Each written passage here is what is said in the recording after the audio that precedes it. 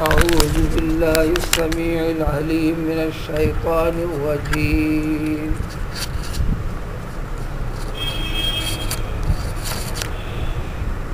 وأما من أوتي كتابه وراء ظهره فسوف يدعو ثبورا ويصلى سعيرا إنه كان في أهله مسرورا إنه ظن أن لن يحور بلى إن ربه كان به بصيرا.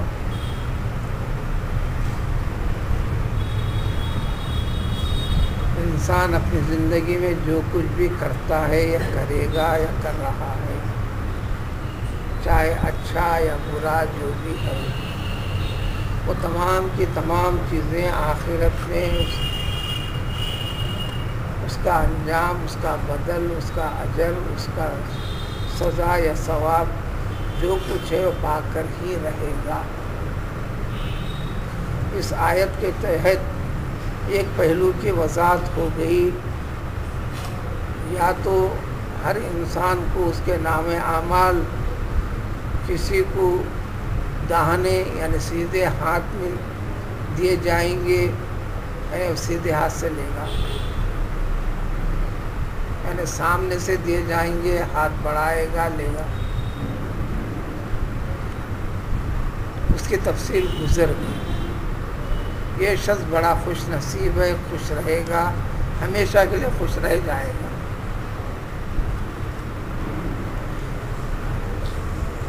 اسی خوشی کو قرآن میں دوسری جگہ ذکر کیا، وَمَنْ زُحْزِحَ عَنِ النَّارِ وَأُدْخِلَ الْجَنَّةَ فَقَدْ فَازَ.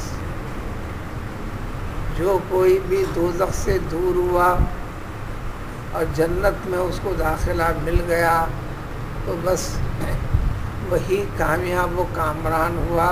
یہی اصل کامیابی ہے. اب اس کا مفہوم مخالف دوسرا پہلو، دوسرے انسانوں کو عمل کے اعتبار سے پہلے، عمل کے اعتبار سے بعد ہیں تو سب انسان اور سب اللہ کے بندے.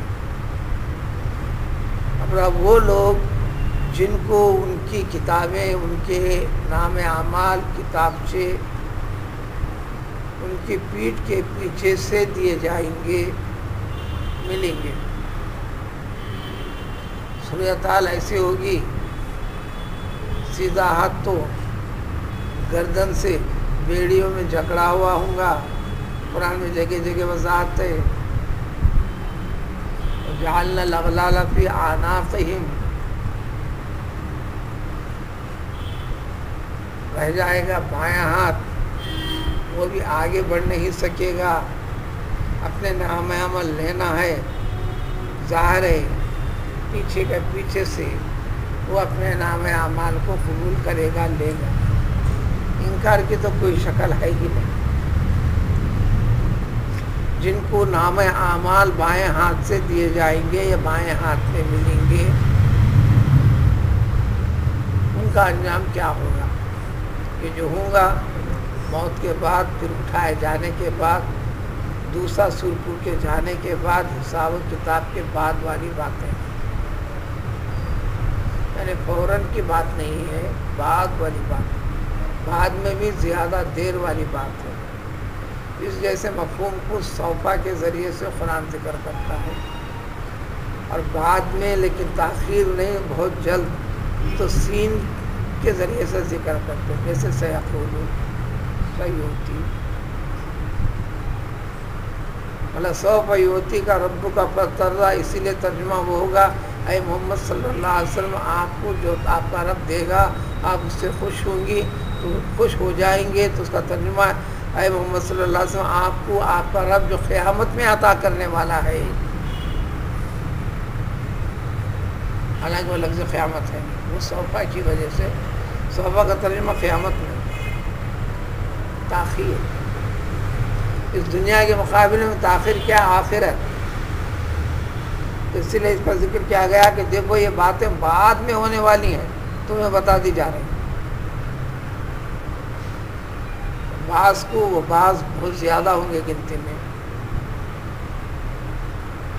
ان کے نام اعمال بائیں ہاتھ میں دیے جائیں گے. فسوف یدعو ثبورا، لفظ صرف یدعو ثبورا، لا یدعو چیخنا چلانا پکارنا، ثبورا ہلاکت و بربادی، یہ ترجمہ ہے. جس انسان کے پاس مصیبت کے وقت چیخنے کی جو شکل ہوتی ہے اس شکل کو کہتے ہیں سے ثبور، سواد سے. مر گیا بچاؤ، کٹ گیا پلا ہوگا.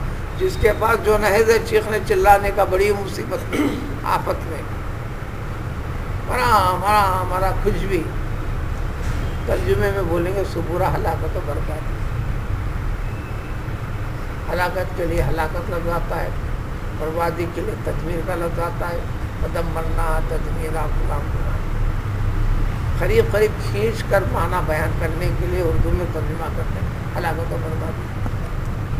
یہ مفہوم ہے کہ انتہائی مصیبت میں بے اختیار ہو کر جو انسان اپنی مصیبت کو برداشت کیے بغیر چیختا چلاتا ہے، مرا چیخا، وہ ہوا یہ ہوا اپنا جو بھی ہو، اس کیفیت کو کہتے ہیں ثبور سے با را ثبور. قرآن میں اس سے زائد جگہ لفظ کا استعمال ہے، اور جہاں بھی استعمال ہے وہ دوزخ کی ہولناکیوں کو دیکھ کر جو آدمی انتہائی ہولناکی اور پریشانی اور بے بسی کا مظاہرہ کرے گا، وہ مطلب ہے ثبور. تو سوفا یہ شخص جہنم میں داخلے کی فلاں کی جو کیفیتیں ہوں گی، برداشت سے باہر چیختے چلاتے اڑاتے ہوئے بربادی کے اور ناکیوں کا تذکرہ کرے گا. یہ غیب کی خبر ہے، جو گیا ہے مر کر آیا نہیں ہے. وہاں کے احوال یہاں آ کر سنایا نہیں ہے، بتایا نہیں ہے. اور جو دیکھنا ہے اس کو جا کر مرنا ہی پڑے گا، مرنے کے بعد ہی دیکھنا ہے. جو مرا ہے پھر آیا نہیں، وہ آ کر سنایا نہیں ہے. انبیاء کرام علیہ السلام جو مرنے کے بعد ہونے والا ہے، جو ہوں گا، اس کو کہتے ہیں برزخ. موت کے بعد والی زندگی، موت کے بعد واقع ہونے والے احوال، آخرت میں اٹھائے جانے سے پہلے والی کیفیتیں، اس کو کہتے ہیں برزخ. چاہے مردے کو جلا ڈالو، جانور کی خدا بنا ڈالو، یا کچھ بھی کر ڈالو، یا دفن کرو، کچھ بھی کرو، اس سے کوئی فرق نہیں پڑتا. نہیں اس کو تو دفن ہی نہیں کرے، اس کو جلا کے راکھ بنا کے اڑا ڈالے، کر ڈالے، فلاں چاہے کچھ بھی ہو.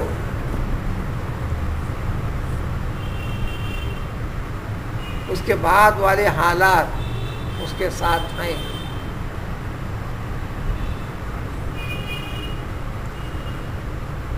تو لہذا ساری چیزیں غیب، اس کے اوپر یقین رکھنا، یہ چونکہ مشاہدے میں نہیں ہے، ایک مشاہدے کے جیسے یقین تک پہنچانے کے لیے قرآن سب سے زیادہ اسی بحث کو ذکر کرتا ہے.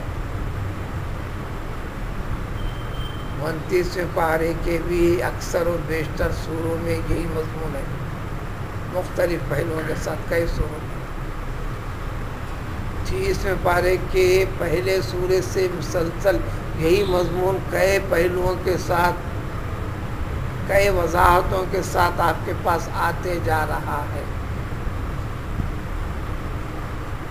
سب میں قیامت کے بعد ہونے والے حالات، قیامت کے واقع ہونے کے وقت کی کیفیتیں، وہ کئی پہلوؤں کے ساتھ آتے چل رہی ہے.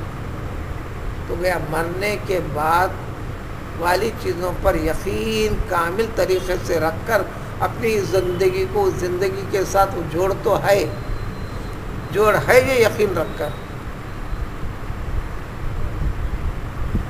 اب آگے بڑھنا ایمان ہے. ان ہولناکیوں سے اپنے آپ کو بچانے کے لیے کوشش کرنا. وہ چیخے گا، چلائے گا، کیا ہوں گا اس سے چیخے چلنا سے؟ وَيَصْلَىٰ سَعِيرًا، بالآخر اس کو دہکتی ہوئی آگ میں، دوزخ کی آگ میں، جہنم کی آگ میں وہ داخل ہو جائے گا، ہونا ہی پڑے گا. اگلے شروع میں آئے گا پیشانی کے بل اس کے بال کھینچتے ہوئے. سورہ اقرا اس میں بھی کل میں وضاحت آئے گی اگلے سوروں میں. سندع الزبانیہ، ہم دوزخ کے فرشتوں کو حکم دے دیں گے کھینچ کھینچ کر، اور ذلت کے سزا کے جو نمونے ہوں گے ان سارے نمونوں کے ساتھ کھینچ کھینچ کر دوزخ میں ڈال ہی دیا جائے گا. تو نتیجہ کیا نکلا؟ دوزخ میں داخل ہوگا.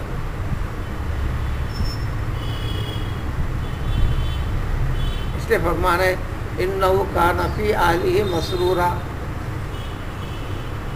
دیکھو اس دنیا میں، دنیا داروں میں، دنیا کے دوست و احباب میں کسی کے فکر، طرز اور نمونے پر ساتھ دینے والوں میں دنیا میں بڑا مسرور تھا، اب نہیں رہے گا.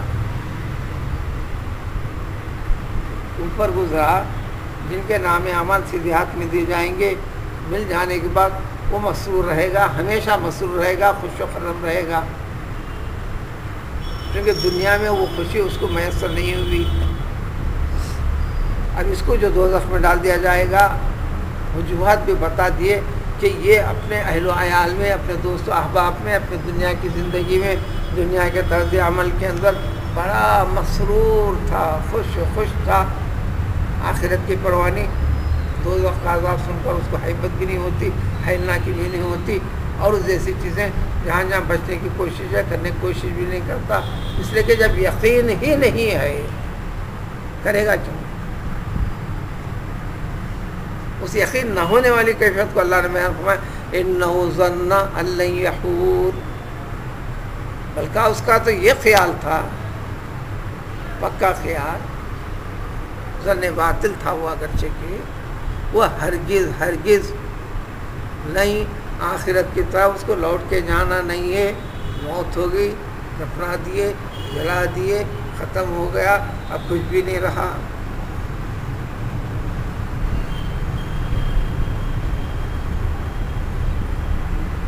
نہیں لوٹ کر آنا ہے، بلا کیوں نہیں، ابھی لوٹنا ہے. یقیناً اس کا رب اس کے ساتھ پوری طرح واقف ہے، اس کے فکر میں، اس کے عقیدے میں، اس کے عمل میں، اس کے طرز زندگی میں، آخرت کے بارے میں سوچنے کا جو فکر تھی وہ تمام کی تمام چیزوں میں اس کا رب پوری طرح اس سے واقف ہے.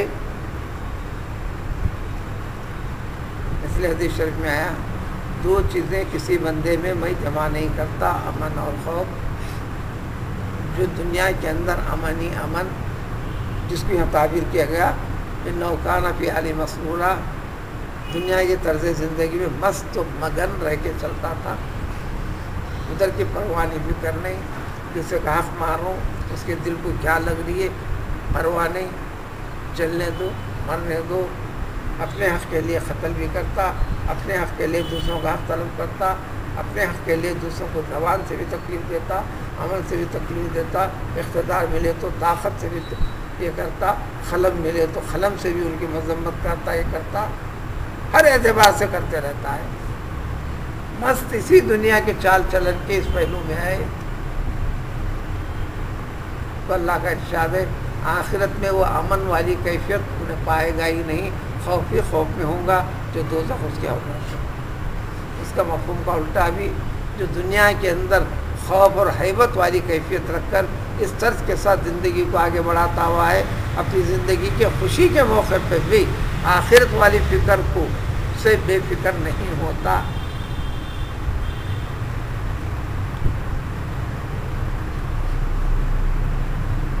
تو اس کو آخرت کے اندر امن ہی امن ہوگا. اس کو ہلکا سا بھی کہتے ہیں انسان زندگی کو دیکھے کتنے حالت میں بدل ہو.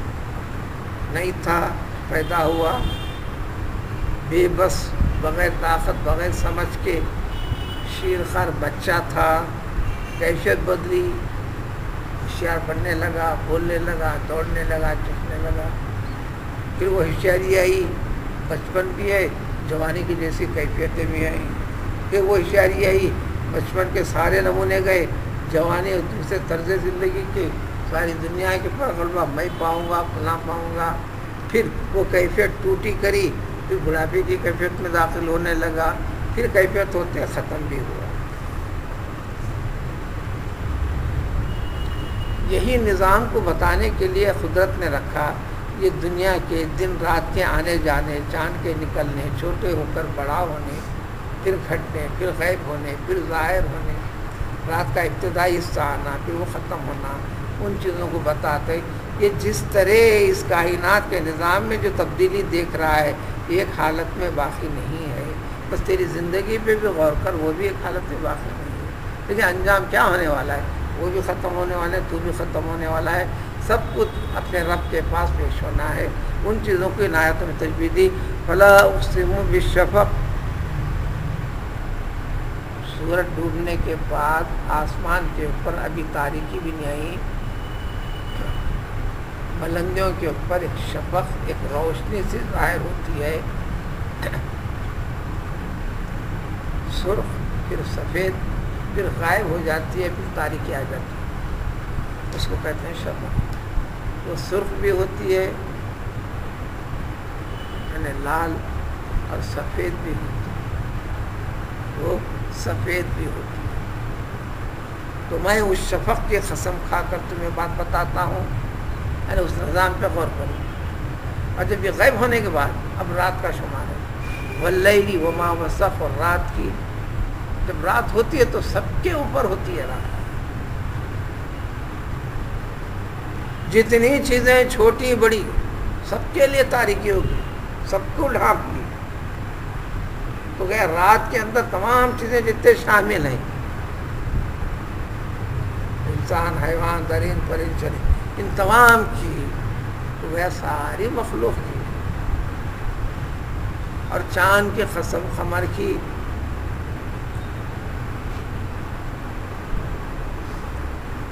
شروع مہینے سے لے کر آخر مہینے تک جس شکل میں بھی نظر آئے اس کا نام ہے قمر، چاند۔ جب مکمل ہو جاتا ہے تو بدر۔ ہر 3 دن کے چاند کا عربی میں نام الگ ہے، ہر 3 دن کے چاند کا نام الگ ہے۔ ہلال، پہلی، دوسری، تیسری، یہ 3 تاریخ والا چاند اس کو ہلال کہتے ہیں۔ تو یہاں چاند سے وہ مراد والقمر اذا اتسق، وہ چاند جو ساری چیزیں سمیٹ لیتا ہے، یعنی اپنا پورا نور ایک جگہ جمع کر لیتا ہے، یعنی بدر۔ لیکن انہیں بھی کیفیت ملے گا، پھر کامل ہوگا، پھر ناقص ہوا، ناقص تھا بڑھتے ہوئے کامل ہوا، کامل رہ کر پھر گھٹتے ہوئے ناقص ہوا۔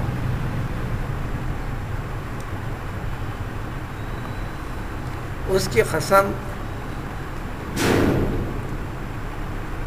تو 3 چیزوں کی قسم کھا کر پیش کر کے بتلاتے ہیں انسان کو، لَتَرْكَبُنَّ طَبَقًا عَنْ طَبَقٍ، تم کو ضرور بھی ایک طبقے سے دوسرے طبقے میں سوار ہونا ہی ہے، یعنی ایک حالت سے دوسری حالت میں تم کو بھی گزرنا ہی ہے۔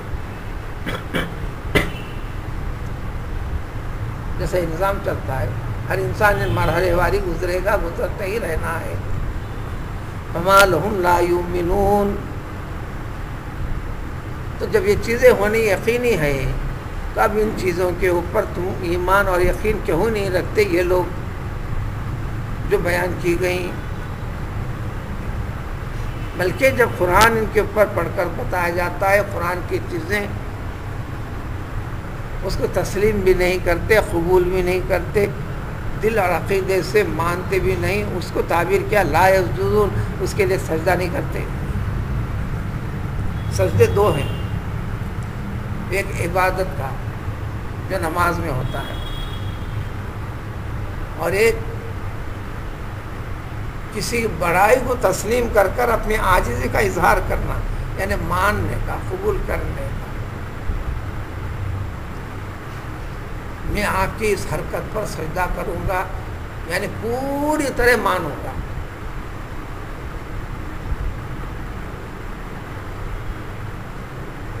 انتہائی عاجزی کا اظہار کرنا، اب بندے کی جانب سے انتہائی عاجزی کا اظہار، زمین پر پیشانی کو ٹکا دینا،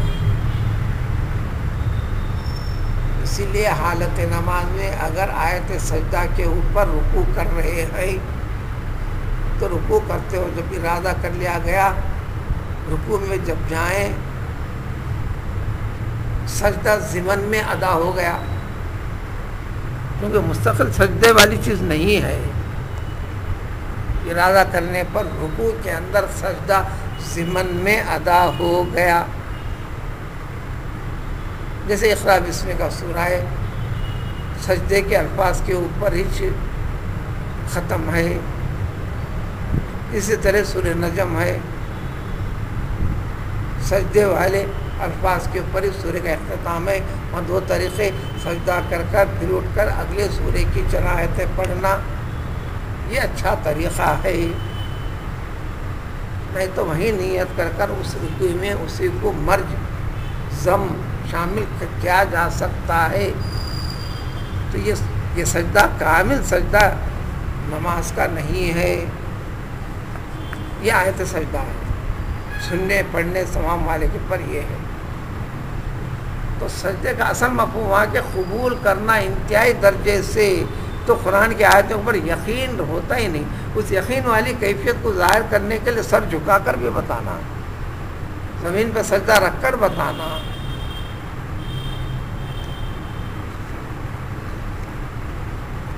یہاں اس سے متعلق بات نہیں، جب یہ مفہوم ہے تو اس مفہوم سے جڑی ہوئی کئی باتیں سمجھ میں آئیں گی،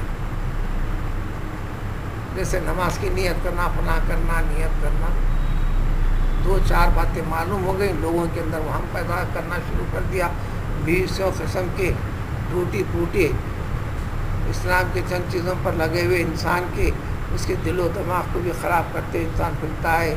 اجے زبان سے نیت کرنا ہی نہیں، بس ارادہ کر لیے نا، بس کافی ہے، بھی زبان سے بولنا نہیں، یہ دل سے ماننے کا نام، دل سے اللہ تعالیٰ کی بڑائی کو تسلیم کر کر دل سے اپنی عاجزی بے بسی کا اظہار کرنے کا نام سجدہ ہے، لیکن اس کو ظاہری طور پر سر جھکا کر بتانا ہے۔ تو نیت دل کے ارادے کا ہی نام ہے، ارادے کو اس ارادے والی کیفیت کو ظاہر کرنے کے لیے الفاظ کے ساتھ ذکر کرنا ہے، اسی لیے یہ افضل ہے، بہتر ہے، واجب نہیں ہے، فرض نہیں ہے۔ جب اسی مسئلے کی روشنی میں چلیں گے تو پھر بات اور آسانی سے سمجھ میں آئے گی۔ جو رکوع کے اندر سجدے کی نیت کر لی گئی حالت نماز میں، سجدے تلاوت کی، دوسرے سجدے کی تو وہ ضمن میں ادا ہوتا ہے۔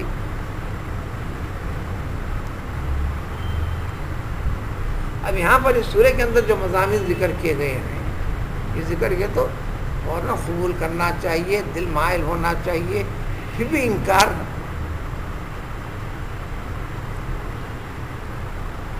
بلکہ ایسا کرنے والے جو اس کے اوپر اپنا سر جھکاتے نہیں، اپنے دل کو نرم کرتے نہیں، تو گویا یہ لوگ کافر ہیں، اس کا یقین نہیں رکھتے، اس کو اللہ نے کہا کہ یکذبون، اس کو جھٹلاتے ہیں۔